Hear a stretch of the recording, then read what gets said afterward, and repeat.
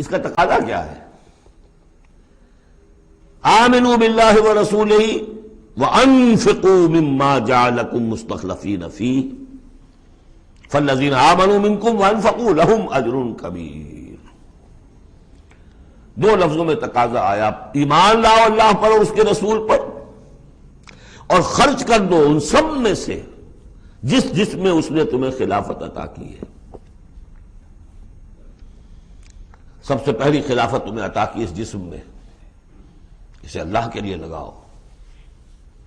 ذہانت، فطانت، طلاقت لسانی جو دیا، پیسہ دیا ہے، مال دیا، اولاد دیا، سب کو اللہ کی راہ میں لگاؤ۔ یہ نفق کا لفظ پیسے کے خرچ کے لیے بھی آتا ہے، جان کے خرچ کے لیے بھی آتا ہے۔ نفقت الدراہم، پیسے ختم ہو گئے، نفق الفرس، گھوڑا مر گیا، تو نفق کا لفظ دونوں کے لیے آتا ہے۔ تو انفقوا مما جعلکم مستخلفین فی، جس چیز میں تمہیں استخلاف عطا کیا ہے لگاؤ، خرچ کرو، صرف کر دو۔ یہ دو تقاضے ہیں۔ اصل میں یوں سمجھیے کہ جو سورہ حجرات میں دو تقاضے آئے تھے، آمنوا باللہ ورسولہ، سورہ حجرات میں آئے تھے انما المؤمنون الذین آمنوا باللہ ورسولہ ثم لم یرتابوا وجاہدوا باموالہم وانفسہم فی سبیل اللہ۔ حقیقی مومن تو صرف وہ ہے جو ایمان لائے اللہ پر، اس کے رسول پر، پھر شک میں بالکل نہیں پڑے، اور انہوں نے جہاد کیا اللہ کی راہ میں اور کھپا دیے جان بھی اور مال بھی، وہی سچے ہیں۔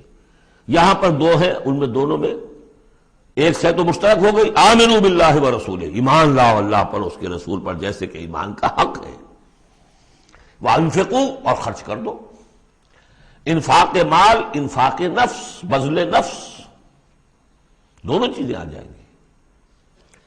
مما جعلکم مستخلفین فیہ، اب اگر یہ دو کام کر دو تو تمہارے وارے نیارے ہیں، تم کامیاب ہو۔ فالذین آمنوا منکم وانفقوا لہم اجر کبیر، تو جو تم میں سے یہ دو تقاضے پورے کر دیں، ایمان لائیں جیسے کہ ایمان کا حق ہے، یقین والا ایمان، اور انفاق کر دیں، خرچ کر دیں، لگا دیں، کھپا دیں، اپنے آپ کو بھی اور اپنی تمام جو بھی کچھ اپنی ملکیت ہے، جو ساز و سامان ہے، لہم اجر کبیر۔ اب دیکھیے نظم، دیکھیے اب دو آیتوں میں وہ ڈانٹ کا، ڈپٹ کا، زجر کا معاملہ ہو رہا ہے۔